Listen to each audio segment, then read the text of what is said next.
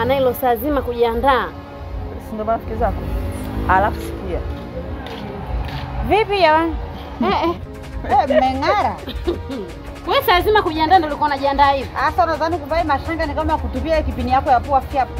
Umevaa madini haya mama. Ndani. Basi hata ukibadilisha hivi.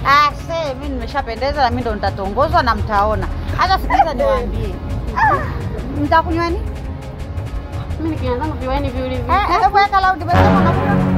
Viwaini vyangu viwili vitatu. Viwaini kwa sababu mimi ni dangaleni na wewe. Ukinipa bia zangu 10. Bia 10.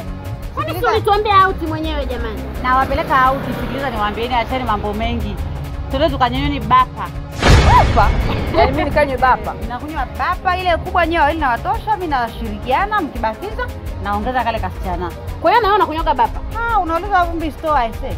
Sasa unauliza mba kwenye michongoma. Kwa hiyo nyewe mimi niwatoe out mnachagua miumbo. Sikiliza nikwambieni miumbo ni miumbo, twendeni.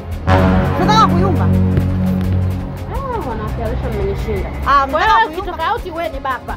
Mama hapa ni airport ya ndege inatua. Mnaenda mnabaki. Tunakuja kutiana aibu si ndio? Twendeni miumbo kwani tuna TBS ule. Twende babe, twende.